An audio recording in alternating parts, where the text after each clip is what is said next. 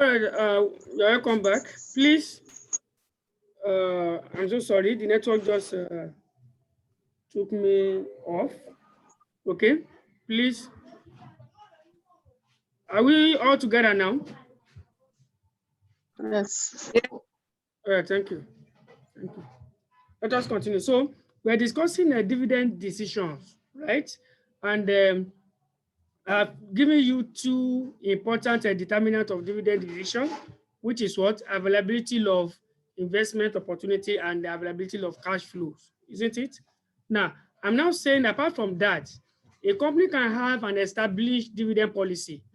And for a company that has an established dividend policy, it means that the company will have a fixed percentage of its profit paid out as dividend. Okay, regardless of whether there are investment opportunities or not. So that's what we call dividend policy. Okay, that's dividend decision. So we can have constant dividend decision, fluctuating dividend decision, and so on and so forth. So when we start dividend decision proper as a topic, we are going to see more of this. Okay. So let's move to the next part of the topic, which is the treasury function. Okay. Now, when we say treasury, treasury is a valuables, isn't it? So valuables of an organization is what we regard as what? As the treasury. Now, we have an organization, a department within an organization that we call the treasury department. And the treasury department majorly is that department that sees to all the money and all items that are monetary in nature. Okay, they oversee that particular function. Okay, now, for instance, in the private sector, we have the treasury department, isn't it? The same thing we have in what? In government processor, they also have the treasury department. And majorly what that department oversees is what? Is the finance, generally, finance of the organization. Okay? So the functions of the treasury department is that number one, they produce regular cash flow forecast in order to identify the company's current and future cash requirement. Very, very important. So I don't know whether we have anybody working in the treasury department of an organization here, but if you have, now, the one of the responsibilities of that department is that you need to carry out what we call the cash flow forecast. Okay, you look at what is the current need in terms of money of this organization and what is going to be the future cash requirements. You have to be able to project into the future. You can project into the future by what? By using historical figure. You use what happens in the past to predict what happens in the future. So that is the first function of the treasury department. Another function is what? The department is starting with the responsibility of arranging short-term borrowing and investment when necessary. So when the company is short of cash, okay, so the company is responsible for arranging a short-term liquidity in the form of what? Short-term loan or bank overdraft in order to what? To take care of the immediate cash flow need of the company. The company is also starting with what? As a result of finance the business on a day-to-day basis by arranging facility with bank. So example is also what? A kind of a bank overdraft. So the company is also responsible for what? Advising senior manager on long-term financing requirements. You have to advise. You don't just project. After projection, you have to advise the company, sir, look, for my own cash flow projection, I've been able to estimate that in the next in the next 2-3 years, we should be looking forward to having like 10 million naira to finance our operation. And what in actual say what we can accommodate is just 7 million. So it means there's a shortfall of what? 3 million. So you have to what? Advise on this. How do we harmonize? How do we harmonize? Very, very important. So arrange for purchase of foreign currency when needed. If you deal with foreign currency denominated transactions, then it is the responsibility of the department to arrange for the purchase of what? Foreign currencies. Now, the company is also expected to protect the company against risk. What type of risk? Risk associated with financing. For instance, or even risk associated with even transaction, not even only financing. You can have what you call the transaction risk. You can have the what? The financing risk. So, for instance, when you sell products on credit to your customer abroad, you are exposed to what? To transaction risk. The risk that if you sell on credit, for instance, if you sell on credit, you know the currency of Nigeria and other countries differ, right? So currency risk or transaction risk is such that when you sell on credit, there is tendency that the exchange rate will fluctuate against you when you want to collect that money. Therefore, you may end up collecting a lesser amount than required if you had collected that money instantly. So this department is to ensure that that kind of risk is highly protected. So that is going to be the center of our discussion when we start hedging transaction exposure. Okay, when we start hedging.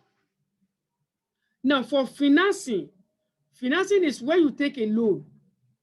When you take a loan, you can either pay what we call fixed what? Fixed interest or variable interest. So if your loan is denominated in as variable interest, it means anything that happens to interest rate will either positively or adversely affect you. If interest rate rises, what happens? You pay more interest, right? But if it drops, you pay lesser interest. So what you want to achieve is that you don't want to pay a higher interest. Therefore, there is need for you to what? To protect yourself against the risk of rising interest rate if you have a variable rate loan. And that is the center of interest rate risk management. So hedging is divided into two. Hedging transaction exposure and hedging uh, interest rate exposure. These are the two. We are going to discuss that when we start hedging. Okay. So cash flow forecasting and management, you can just glance through all this one on your own, please, so that we can save some time.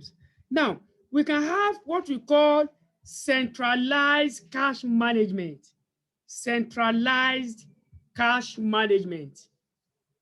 Now, the Treasury Department can be in such a way that this centralized cash management basically is for multinational companies, for instance, companies with what?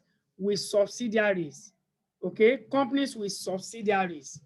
So when we talk about centralized cash management, is where the cash management function of the entire group is being overseen by the Treasury Department in the head office of that company.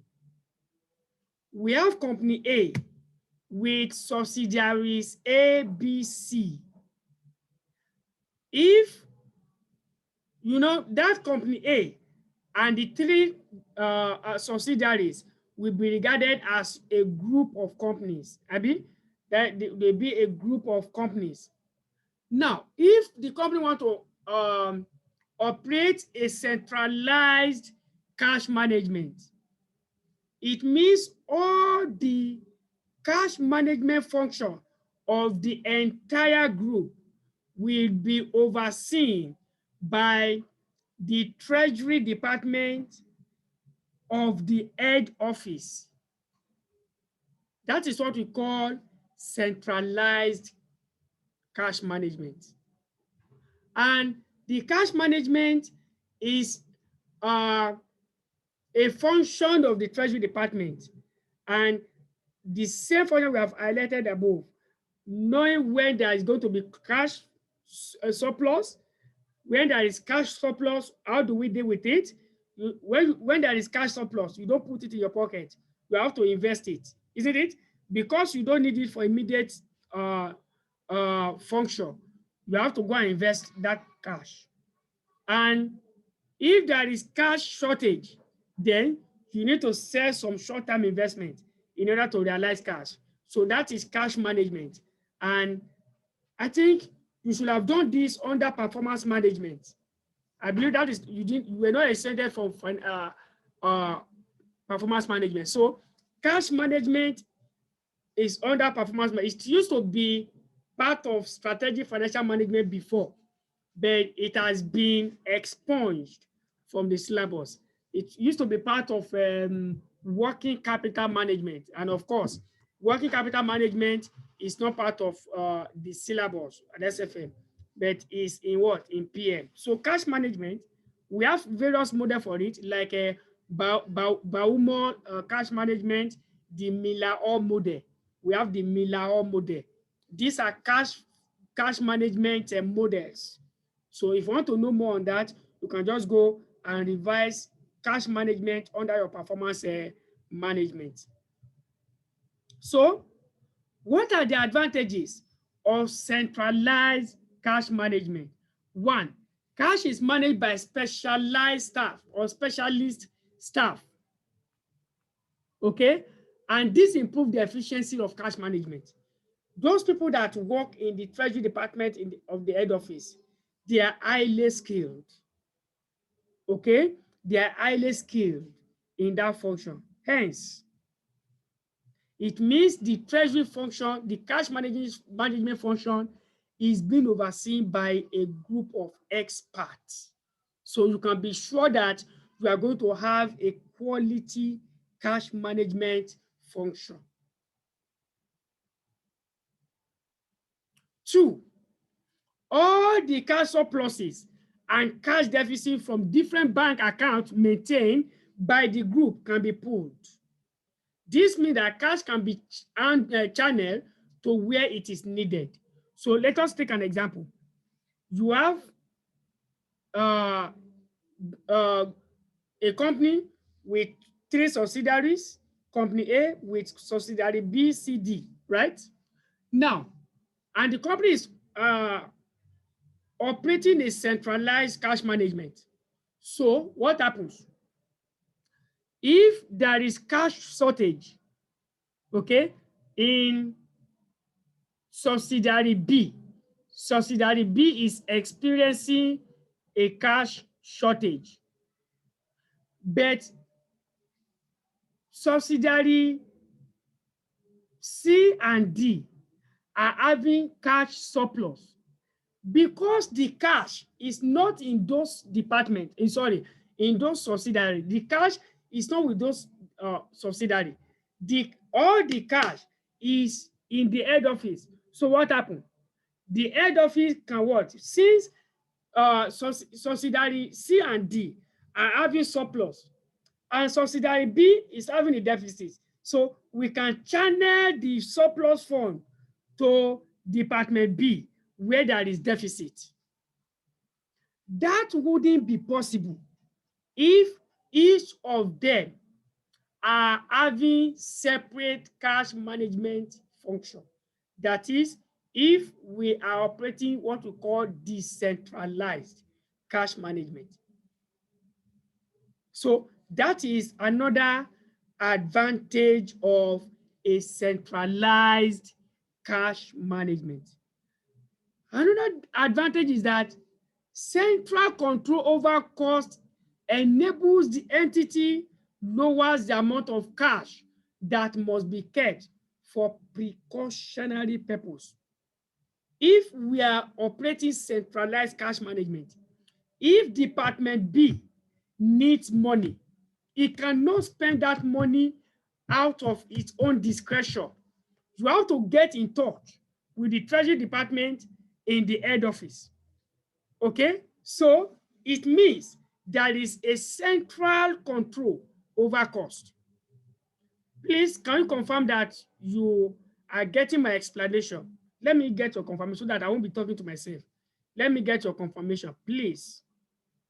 Let me get your confirmation. Are we together?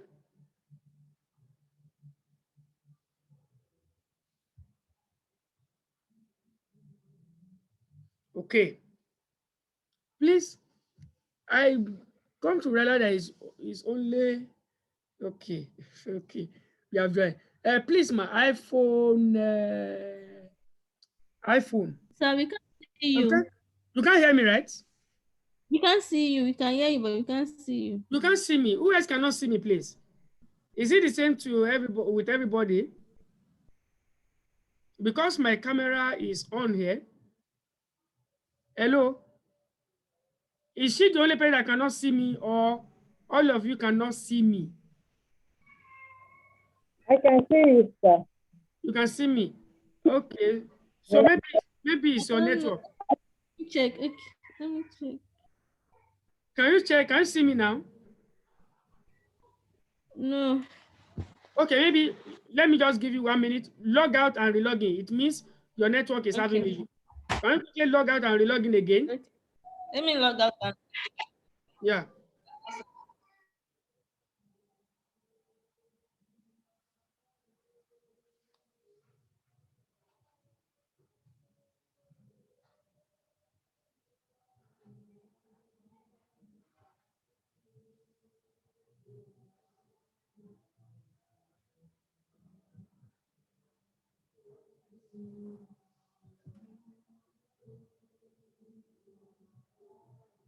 Can you see me now?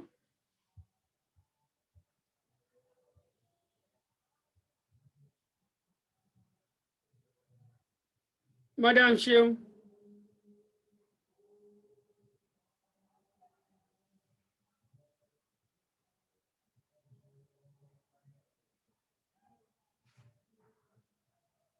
You. I can't see you. Let me just log out again and log in.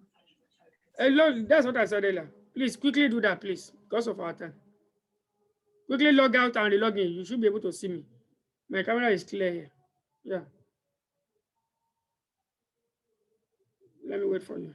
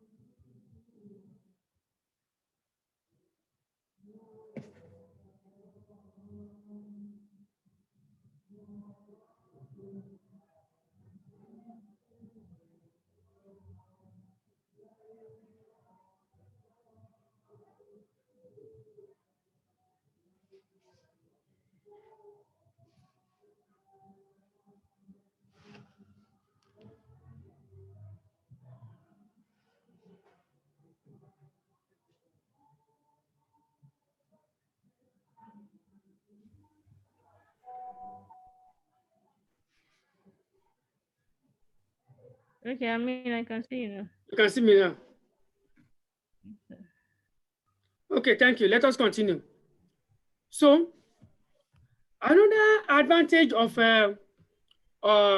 centralized cash management is the fact that keeping all cash in a single bank account gives the entity a negotiating power to what?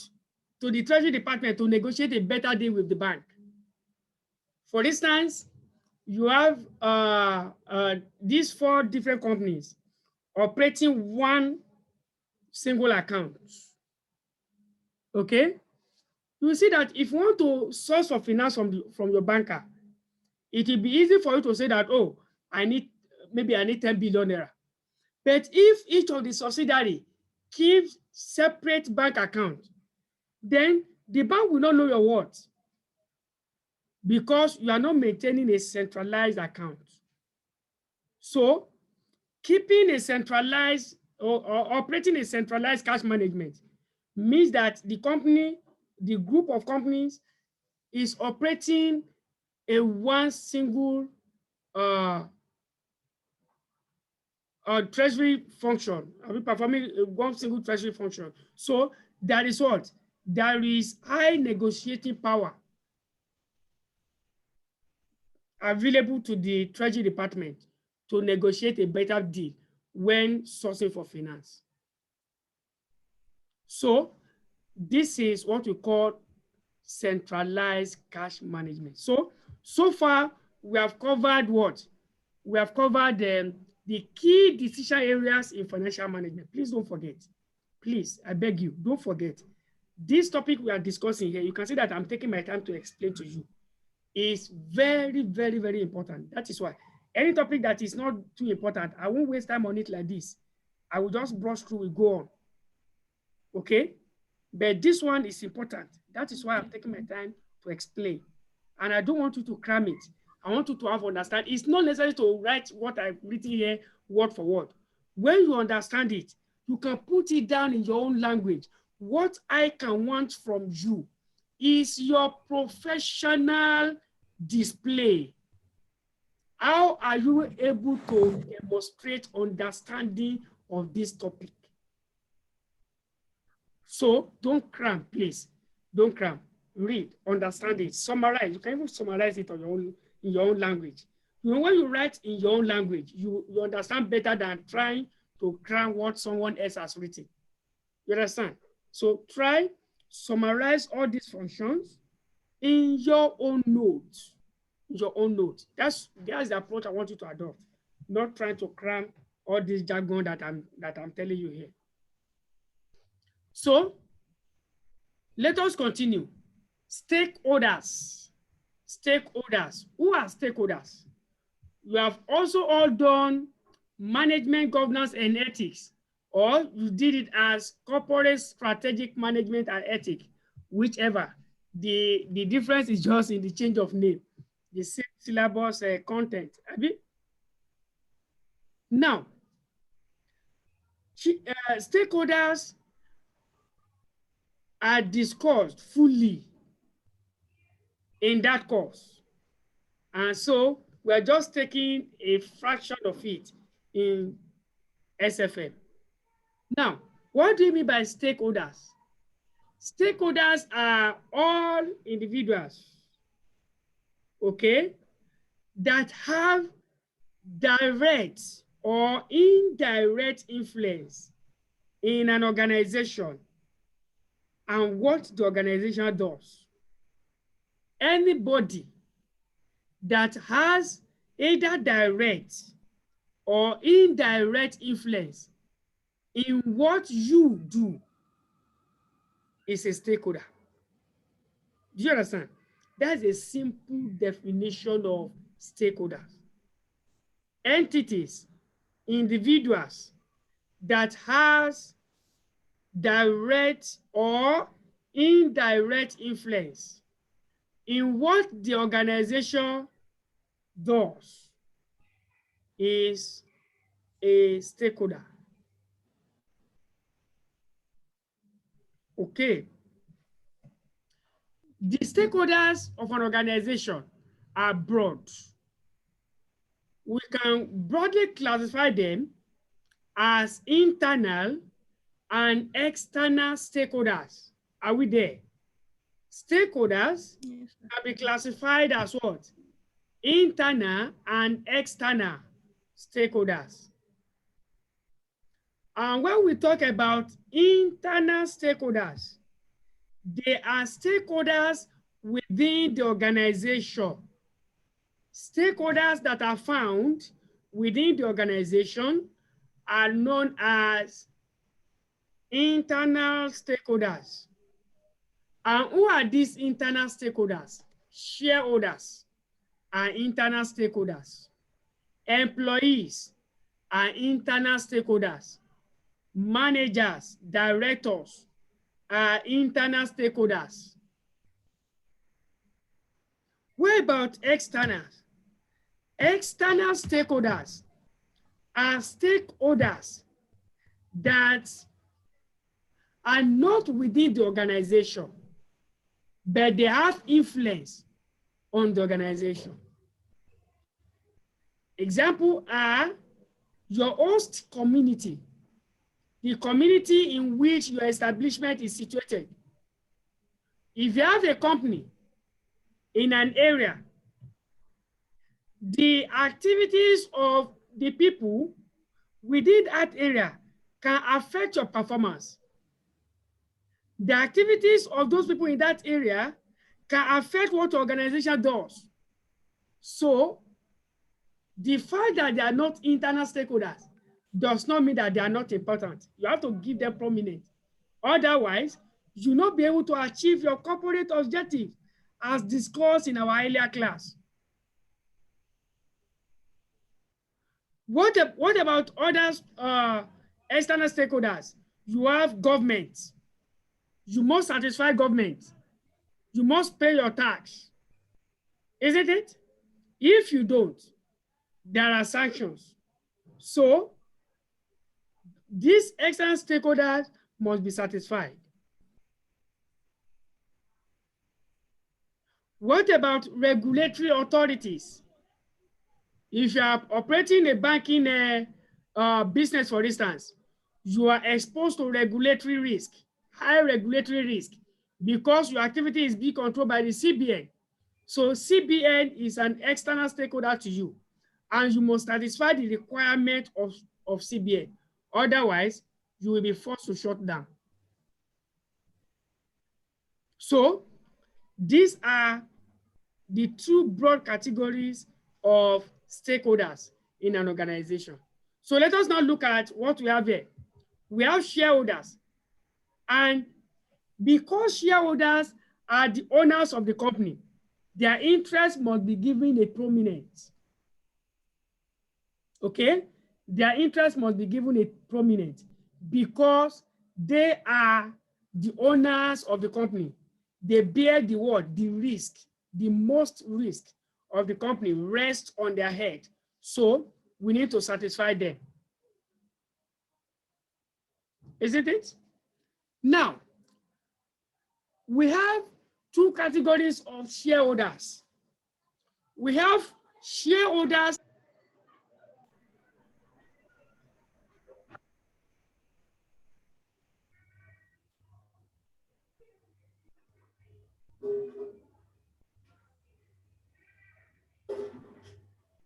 Okay. Now,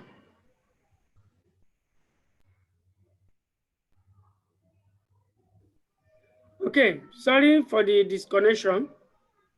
So I was explaining that we have two categories of shareholders.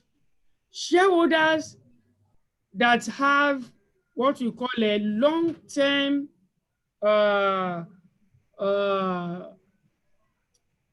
investment objective. Okay, they are looking towards what?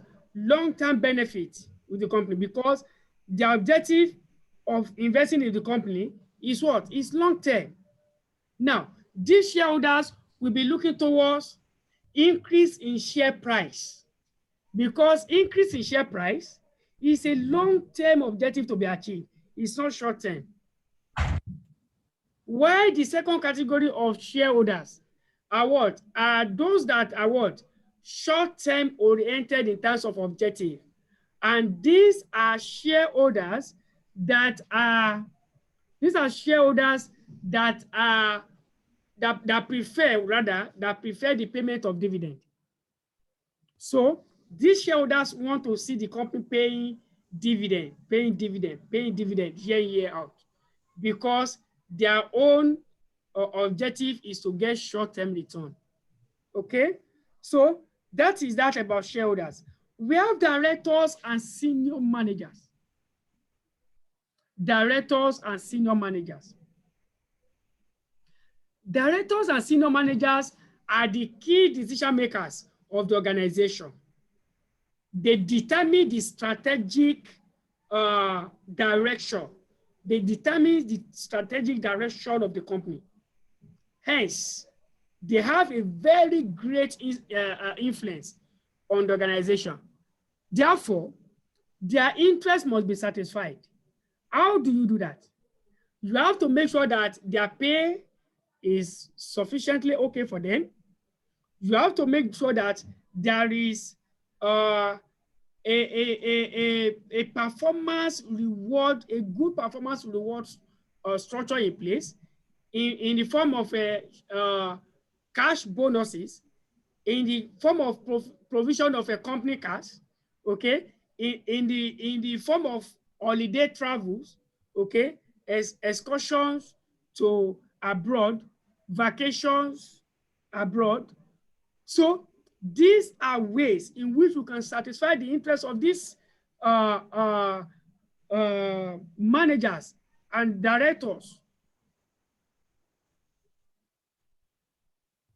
Now, what happens if you don't have a proper reward structure for these managers?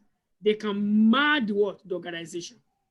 They can wreck the organization because they are experts. Okay, they are experts. They know how to pad your financial statement. They will year in, year out. They can continue to pad your financial statement.